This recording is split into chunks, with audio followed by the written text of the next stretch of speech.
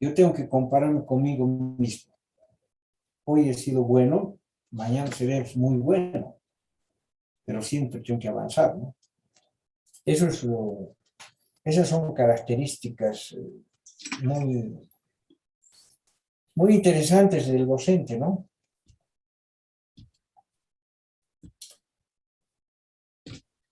Este slide, voy a verlo ahora.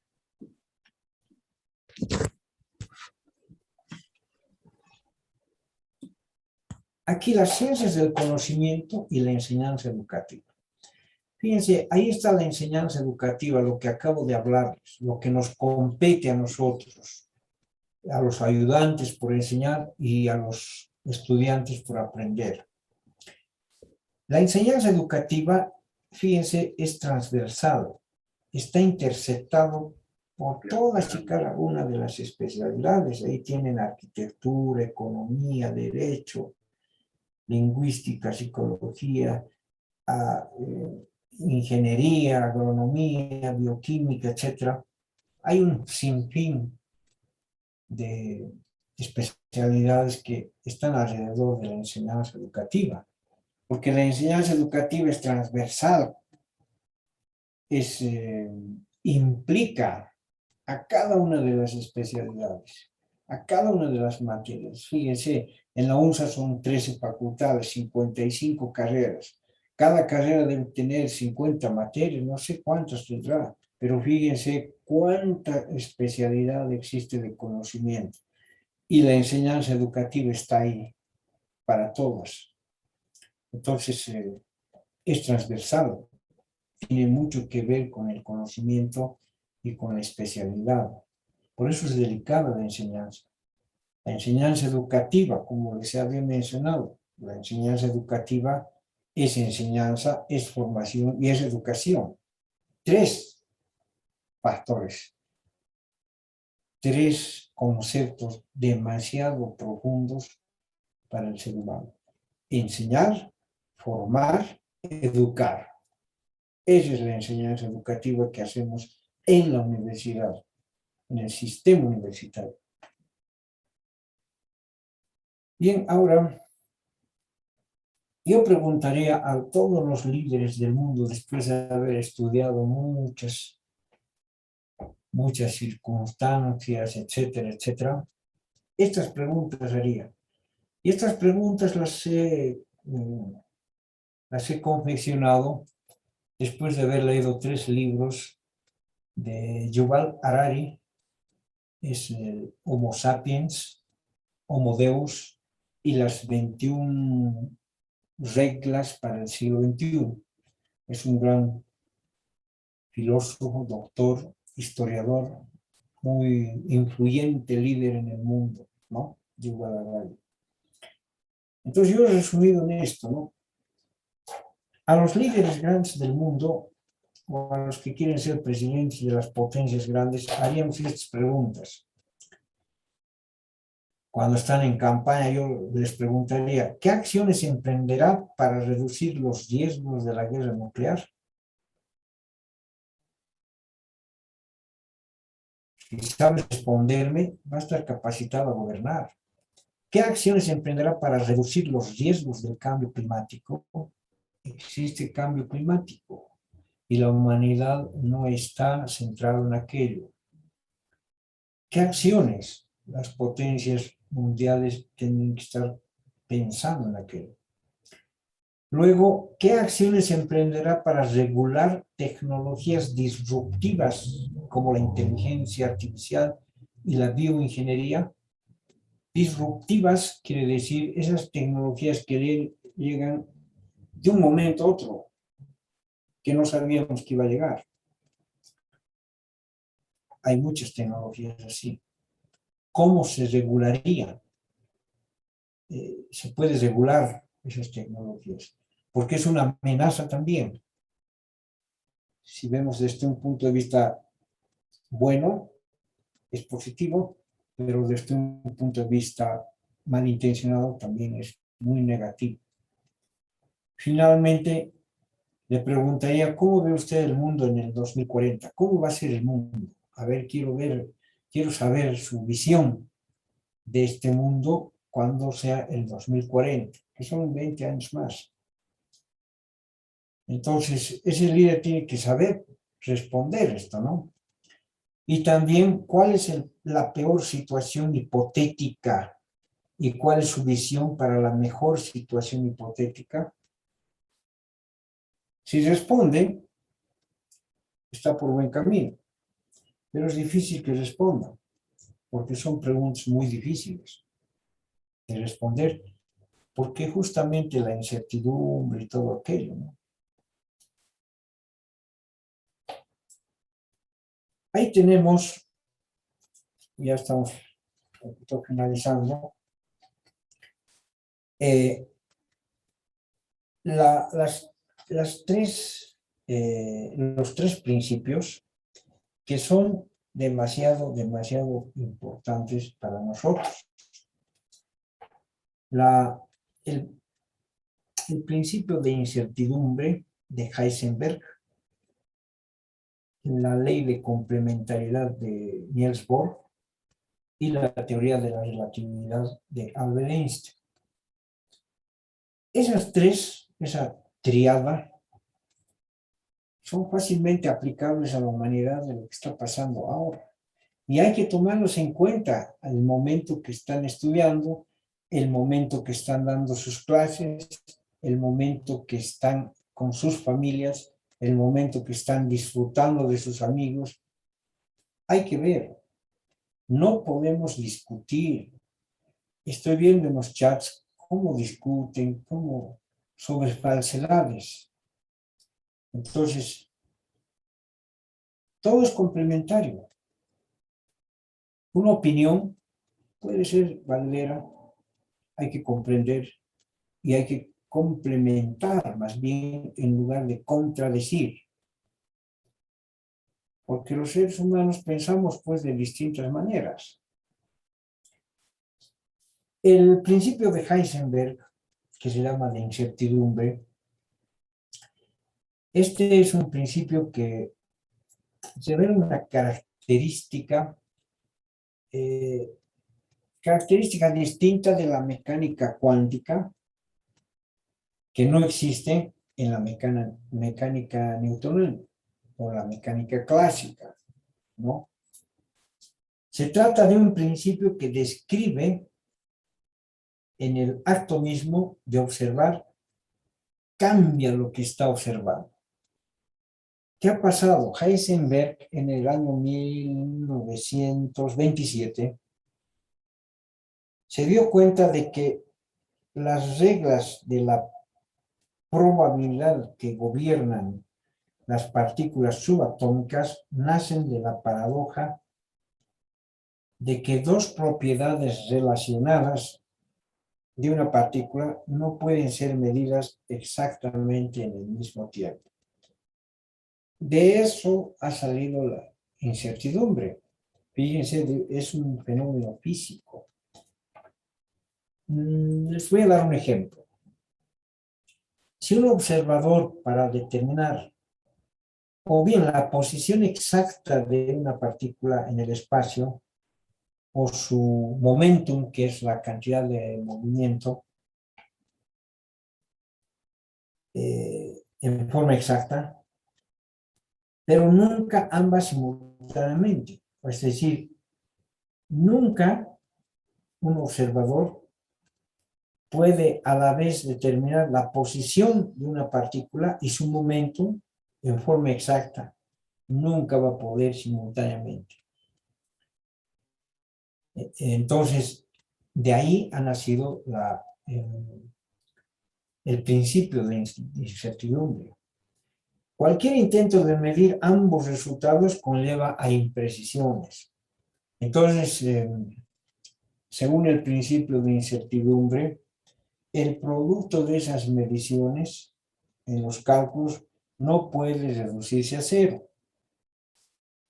Entonces, la precisión máxima está limitada por una expresión matemática, ¿no?, que hay que desarrollar. Entonces, el principio de la incertidumbre, entonces, afirma que no se puede determinar en términos de la física cuántica ustedes conocen, simultáneamente con precisión arbitraria ciertos pares de variables físicas, en este caso la posición y también momento. Entonces, de ahí ha salido el principio de incertidumbre, que es fácil aplicarlo a la vida diaria. Nosotros vivimos el principio de incertidumbre, siempre. La incertidumbre está enraizada más que nunca hoy día, con esta variable, este paradigma que se ha presentado de la pandemia. No sabemos mañana qué va a pasar. Entonces, es menester que ustedes un poquito puedan ver en el Internet qué es incertidumbre. Y la relatividad, saben ustedes muy bien, la teoría de los absolutos ya se ha terminado, no existe ya, nada es absoluto, todo es relativo. La teoría de Einstein de la relatividad se cumple. Y en este slide también he escrito las grandes triadas de la vida: sentir, pensar y actuar, libertad, igualdad, fraternidad, saber, hacer y tener. Son triadas que están universales, que se cumplen, ¿no? Sentir es el corazón, pensar es el cerebro, actuar es físicamente. Si actúas físicamente en armonía con tu cerebro y con tu sentimiento, tu corazón, entonces tienes un producto esencialmente bueno. Este siglo es de los grandes consensos. El siglo XX era de las grandes guerras. Primera Guerra Mundial, Segunda Guerra Mundial. Siglo XXI, grandes consensos. Y hoy han aparecido nuevos paradigmas. Esos grandes consensos ya no están. Yo no creo que haya una tercera guerra mundial. Ya no hay eso. Entonces ahí les he podido redactar en forma de casi como un verso. El extraordinario desarrollo del siglo XX tuvo paradigmas de dos dimensiones. He jugado con el infinito y el infinitesimal. El infinito del cosmos y el infinitesimal del átomo. Ambos son extremos de la naturaleza, pero complementarios. Ahí está el ejemplo de la complementariedad. Es posible que nos sugieran en el siglo XXI pautas humanas de armonía y solidaridad. El infinito y el infinitesimal. Cantidades infinitamente pequeñas, infinitesimal, e infinito, cantidades infinitamente grandes. El infinito nadie lo ha visto. Tenemos un símbolo, pero nadie lo ha visto. Hasta ahora no se comprende. Y el infinitesimal lo mismo. Tampoco nadie lo ha visto. Pero estos extremos complementarios nos sugieren pautas de armonía y solidaridad en la humanidad. Ese es el mensaje. Y muchas gracias, dice. Bueno, tenía algo más que presentar, pero no sé, no está aquí. Bueno, voy a dejarlo.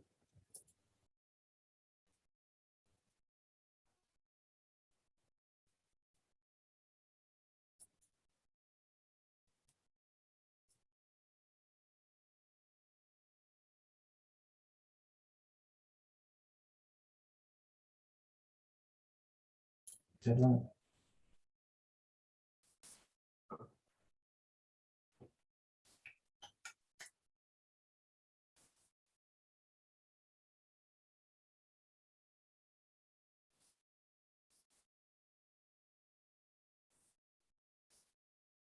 Listo. Ahí tenemos.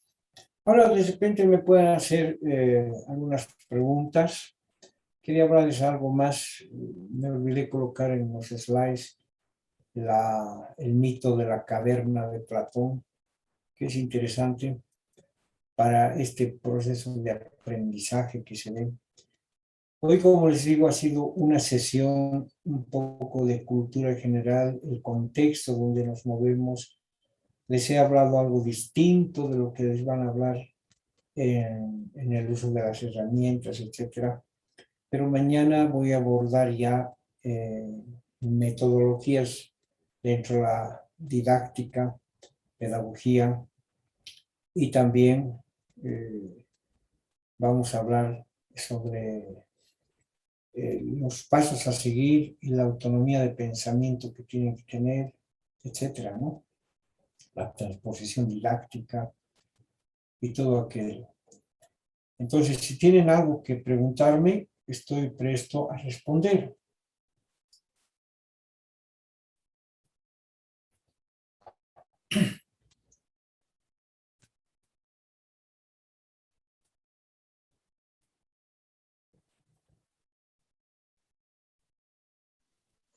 Ingeniero, buenas noches. Buenas noches. Felicitarlo por tan linda exposición, gusto de volverlo a escuchar. Muchas gracias. Muy interesante los temas disertados. Gracias. Algo distinto, ¿verdad? De lo que les hablan siempre.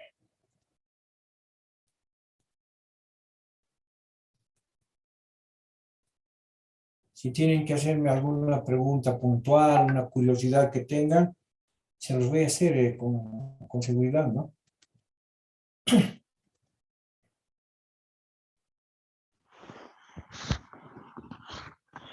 Ingeniero, muy buenas noches. Sí. Tengo unas consultas más que todo, ya que usted también ha hablado lo que viene siendo novela, lo que viene siendo del avance tecnológico y todo lo que conlleva Claro. eso, ¿no?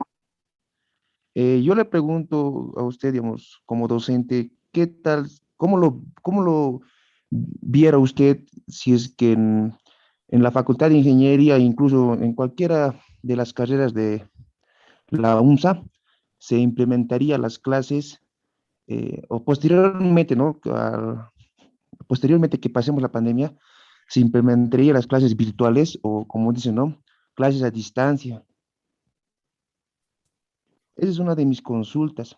Claro. Otra de mis consultas es, si bien se ha tocado que la mayoría de las carreras en este punto, digamos, de ingeniería, siguen teniendo su malla curricular, digamos, eh, usted mismo lo ha dicho, ¿no? Un poquito antigua, pero de igual manera sigue siendo válida, ¿no? Yo creo también que ese punto se habrá tocado, yo creo que en consejo con docentes y los encargados del área. Eh, mi consulta es, digamos, ¿cada cuánto tiempo se debería actualizar los programas de cada respectiva carrera? Eso sería, ingeniero, y felicitarle, ¿no? Por la exposición. Muchas gracias. Son preguntas muy pertinentes y muy necesarias responder. Son preguntas muy claves lo que me ha hecho.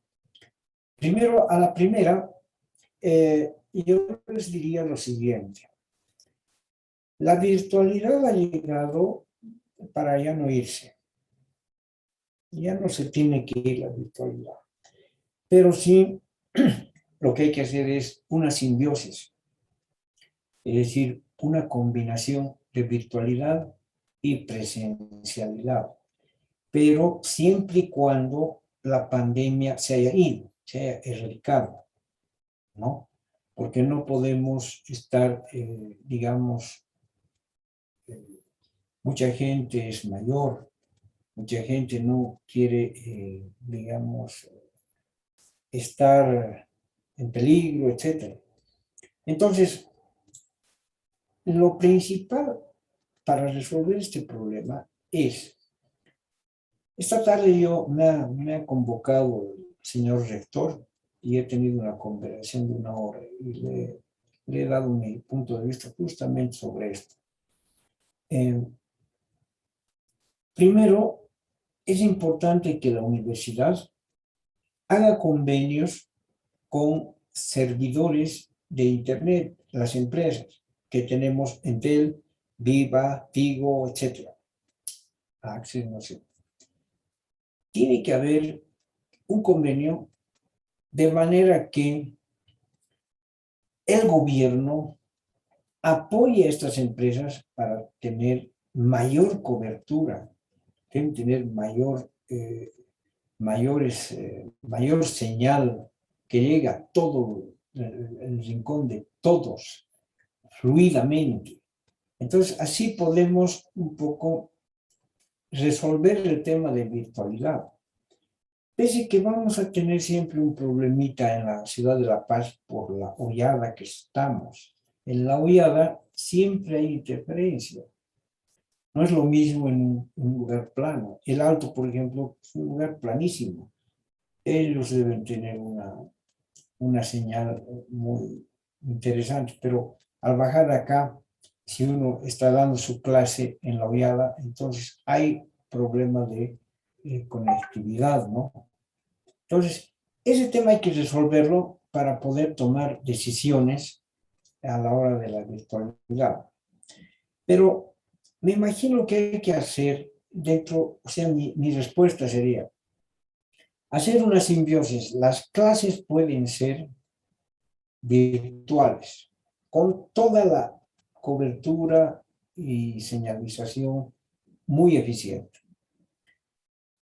Pero los exámenes tendrían que ser presenciales, porque es ahí donde hay el calor humano y no sé si ustedes se animan a dar exámenes orales. Yo la última vez que di el año pasado, el segundo semestre de mis 3 materias, he presentado un nuevo modelo pedagógico para ingeniería y las autoridades y todos los docentes han estado de acuerdo y lo hice. El año pasado yo di exámenes orales. No he entrado a la misma modalidad que todos estaban, ¿no? Yo he avanzado todas mis clases y al final, las 3 últimas semanas he programado exámenes orales. Tal vez alguien de ustedes ha estado conmigo, no sé, tal vez de los que me están escuchando, pero me ha ido bien. Y yo tenía que hacer una exposición de los pros, los contras y cómo fue, pero ya después he asumido el cargo y el director, cuando ya teníamos que hacerlo, etcétera, ha caído enfermo, el director del básico, y ya no pudimos hacer. Yo de todas maneras tengo en paquete ese trabajo que hice. Y ha ido bien. O sea, el examen oral no es ponerlo al paredón, haga este problema y listo. Es más bien ayudarlo a recordar, a ver, tratar de hacer este camino, cómo te va, etcétera. Entonces, además, sobre un trabajo que les hice hacer de 100 problemas de cada lección, sacamos una práctica de 100 problemas de cada lección, pero no tenía que entregar cada estudiante 100 problemas, sino entre todo el curso he aplicado la investigación colaborativa, podían ayudarse entre todos a hacer, cada uno podía hacer un problema, 2 problemas, los he organizado por grupos y ellos han entregado, todo un curso ha entregado un proyecto. Pero ese proyecto estaba muy bien hecho porque cada uno se dedicaba a hacer o un problema o 2 problemas. Incluso lo han informatizado. ¿Cuál era la finalidad? Eran 6 proyectos, o sea, para cada lección un proyecto de 100 problemas, pero que hacía todo el curso. Entonces, ¿cuál era la finalidad? Que de ahí he tomado el examen oral. O sea, no me he inventado otro problema. De ahí he sacado. Ahora, esos 100 problemas que han presentado podían hacerse ayudar con los auxiliares, podían colaborarse entre ellos, enseñarse entre ellos, entrar a YouTube, entrar a las avalanchas, a los institutos, donde sea, vayan donde quieran, pero la cosa es que aprendan. Ustedes aprenden porque se van a enfrentar a mi persona y yo voy a preguntar de aquí a cada uno. Entonces, se han ensimismado en hacer, lo han hecho, han aprendido, muchos han sido conscientes y a la hora de dar examen me han respondido, otros tienen miedo también. Eso les ha ayudado mucho a abrirse, a hablar. Es importante eso también. Hay muchos componentes de los cuales sirve un examen oral. Conozco gente que ha salido por excelencia y llegado el momento de ir a pedir un trabajo, no puede ni hablar con el gerente y no lo toman. Es demasiado importante desenvolverse. Desde estudiantes deben desenvolverse, dando exámenes orales. Eso es su formación, lo que estoy hablando de la educación. Enseñar, formar, educar. Entonces, por algo soy doctor, pues, en educación superior, matemática, etcétera. He aprendido algo seguramente, ¿no? Y eso quiero transmitirles. Eso es importante para mí, la formación. Cómo el egresado tiene que enfrentarse en su primer trabajo. Tiene que desenvolverse, saber hablar, saber decir, saber transmitir lo que sabe. Entonces, y eso lo puede ejercitar con exámenes orales. Es bonito, no es como que piensen que un problema difícil, a ver, ¿cómo se resuelve? No es así. Un examen oral es más llevadero, así es, pero tiene que demostrarme que ha estudiado, que puede equivocarse, etcétera, pero también que podemos en el transcurso del desarrollo ayudarle, ¿no? Para mí sería eso, ¿no? Una simbiosis y los exámenes que sean presenciales, por un lado. Y por otro lado, la otra pregunta era que en todo el mundo, en todo el planeta, cada 5 años, cada quinquenio, se hace una revisión profunda de planes y programas. Eso es en educación en el mundo. Cada 5 años. Es de rigor, porque cada 5 años se ve que ha quedado obsoleto un plan de estudios, que hay que reformularlo. Esa es una regla internacional. Entonces, esa sería mi segunda respuesta, ¿no? ¿Está conforme? Sí, sí, doctor, gracias, muchas gracias. Ya, está bien.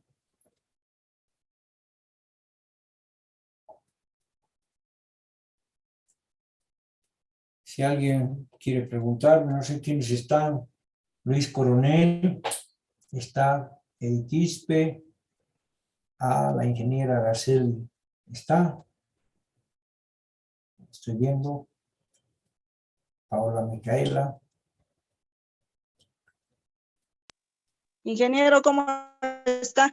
Sí, hace un momento lo felicitaba. Araceli Ah, Pisa. Araceli, es un gusto verla, pues. Es un gusto. Siga Qué adelante. gusto escuchar. Usted siempre está inquieta en conocer, en saber, la felicito siempre. Siempre se aprende algo, ¿no? Claro que sí, Inge, siempre estamos para seguir aprendiendo. Lo Claro. felicito nuevamente, ingeniero. Gracias, muchas gracias, Araceli. Buenas noches, Inge. Sí, dígame.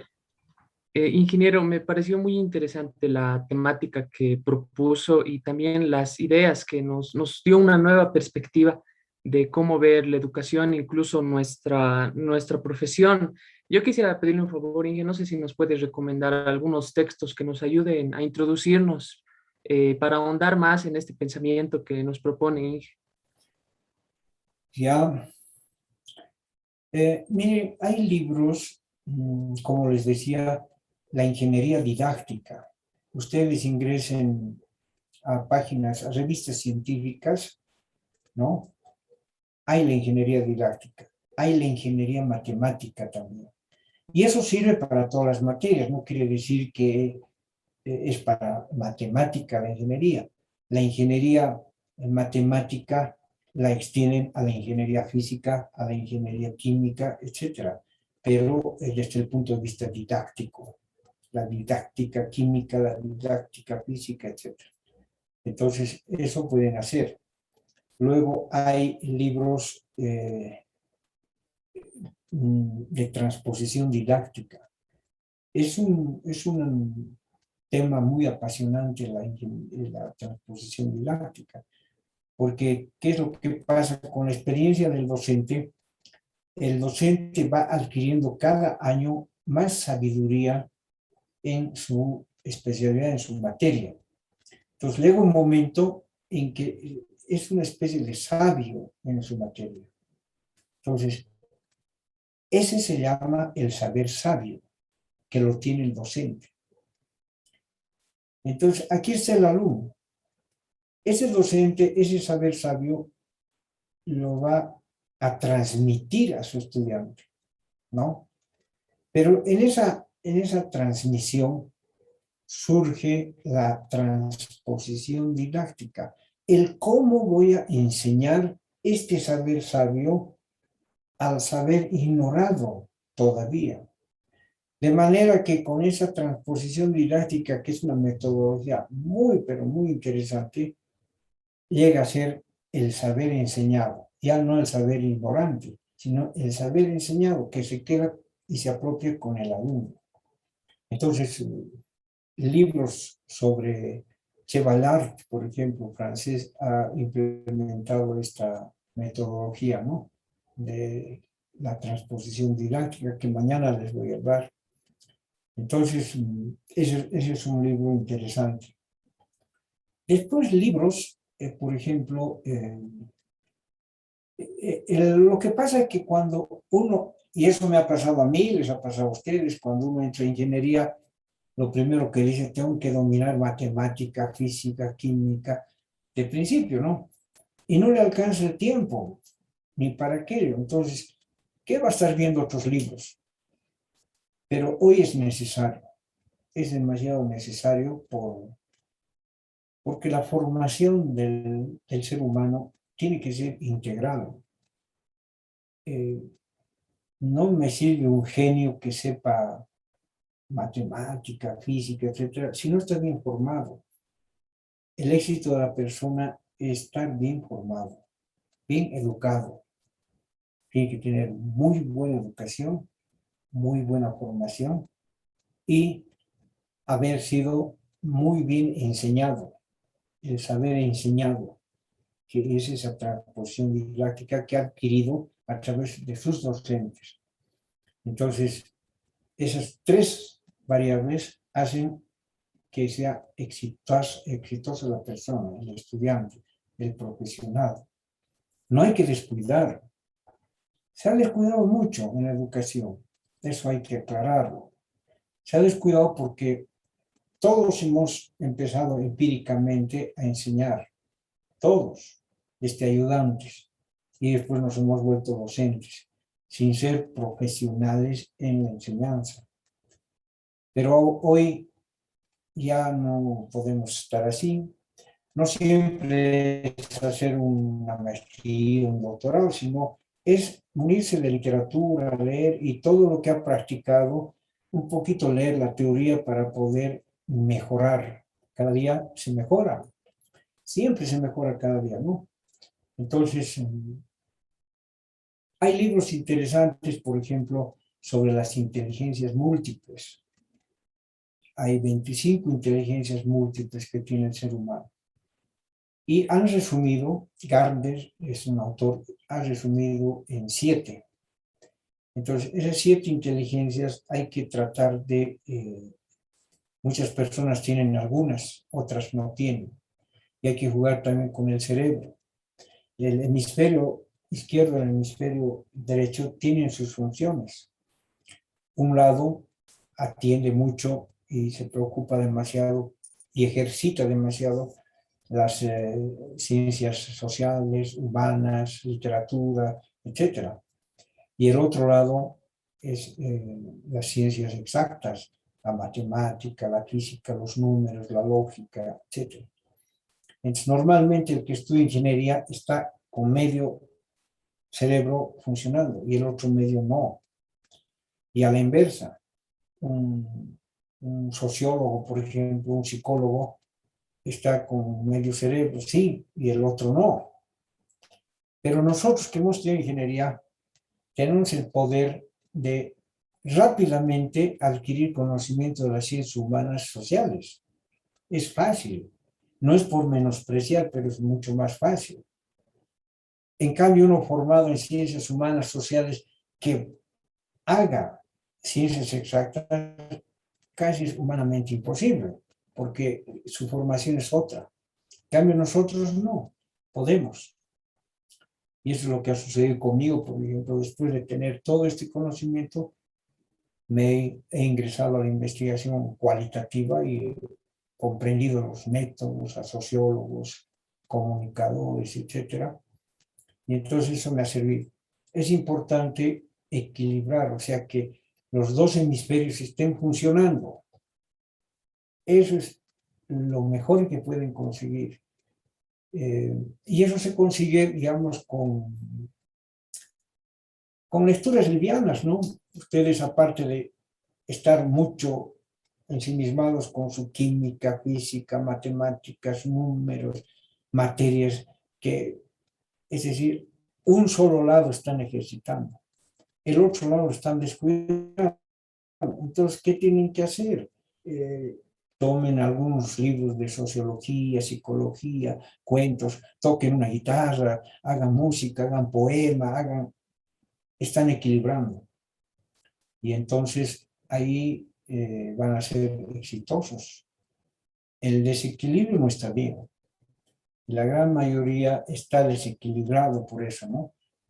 Eso lean, por ejemplo, a Inteligencias Múltiples de Gardner. Ese es un buen libro. Hay enciclopedias sobre eso. Entonces, eso les va a guiar un poquito para equilibrar. Hay que equilibrar, ¿no? Y esas lecturas, por ejemplo, yo tuve la oportunidad de estar en una conferencia se llama Carlos Cuauhtémoc Sánchez, un mexicano, que tiene varios libros escritos. Me obsequió un libro después de su conferencia, yo le obsequié también mi librito y he hablado con él. A mí me interesan mucho sus lecturas, sus libros, los he leído. Básicamente me gusta mucho un libro que se llama Volar sobre el pantano. Volar sobre el pantano de Carlos Sánchez Cuauhtémoc. Es Carlos Cuauhtémoc Sánchez. Bueno, volar sobre el pantano, en resumen, ¿qué significa? La gente, ¿cómo les puedo explicar? La gente está aquí abajo peleándose. En otras palabras, aquí abajo están culebras, están ratas, están todos peleándose, pero matándose. Como estamos viendo ahora, en la política, en todo lado.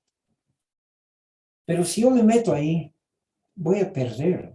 100% que me comen en 2 instantes, porque eso no es mi campo de acción.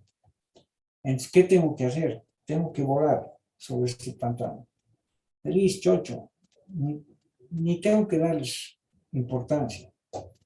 Entonces, el tema por ejemplo, quería hablarles hoy día, pero me olvidé poner en un slide el mito de la caverna de Platón. Ahí se ve todo esto. Entonces, a nuestra mente no tiene que entrar basura. Ese es un secreto importante. Están viendo las noticias, están viendo los chats, están viendo... Es una pérdida de tiempo. Yo no pierdo mi tiempo, imposible. Es difícil porque todo es falso. No diré todo, pero la gran mayoría es falsedades, dicen una cosa, otra. No, traten de que no sea así. Traten de usar la tecnología para el bien, para su formación. Ustedes en general son ingenieros, otros son en formación, auxiliares, potenciales, estudiantes buenos. No, traten de hacer lo mejor posible lo positivo, no lo negativo. Volar sobre el pantano es importante y tener la mente abierta, pero que no entre basura. La basura deteriora el cerebro, no te deja pensar, Es como en la casa, el basurero. A ver, ustedes acumulen basura, días, todos los días, y no voten. No vayan al basurero a votar. Que esté ahí. Va a trascender o no va a ser así. Es igual. Si alimentamos de basura que dice que esto, que lo otro, que allá. Políticamente están viendo como es. Entonces eso les va a destruir. No les deja a velocidad andar. Eso es importante, ese consejo. Háganlo. Es el bien de ustedes. Nada más. Es voluntad. Voluntades. Esos serían los consejos que les puedo dar, ¿no? Si necesitan hacerme alguna otra pregunta, estoy para servirles, ¿no? Muchas gracias, doctor. Gracias. Está bien.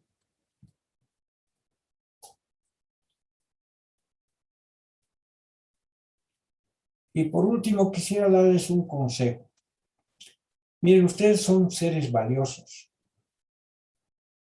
Si están aquí escuchando una charla, es porque son valiosos.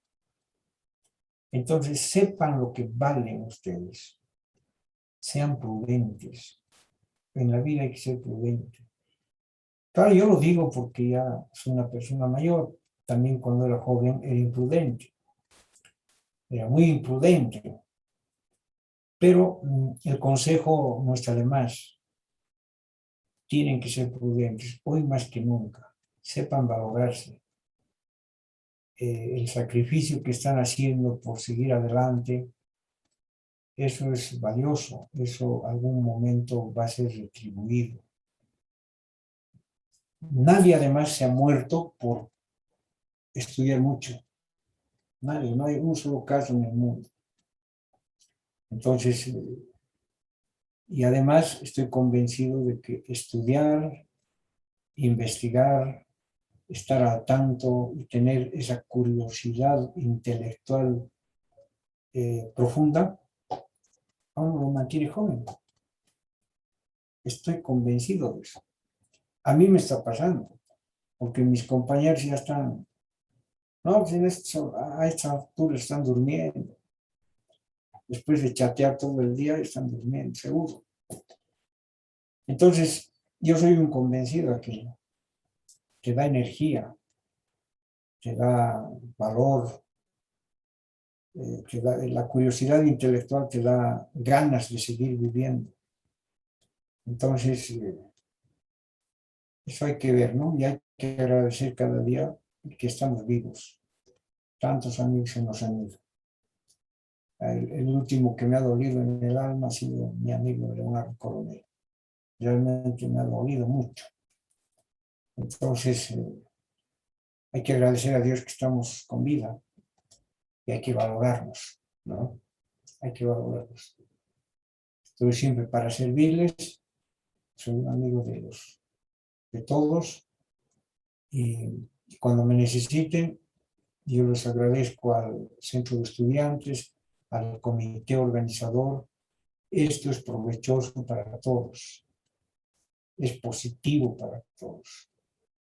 Esa es la mejor forma de invertir el tiempo. Yo estoy feliz aquí. Van a ser 3 horas, no importa.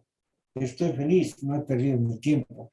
Estoy sirviendo para algo, ¿no? Entonces, siempre estoy presto para colaborar. Mañana vamos a hacer otra sesión. Ahí ya les voy a puntualizar. Quisiera que vengan a escucharme con la materia que les gusta, con la materia de su especialidad. Les voy a hacer construir así en borradorcito en su escritorio, una metodología para que ustedes después afiancen y logren, digamos, aplicarla, ¿no? Para tener novedosos métodos para la enseñanza o para el aprendizaje también. Entonces, mañana estamos citados a las 8, ¿no? Ahora estaba escuchando antes, al ingeniero Duchén, creo. Él es también mi amigo. Entonces, un poquito se pasó de las 8. Estuve esperando, ¿no? Entonces, mañana yo no creo que haya esa interferencia.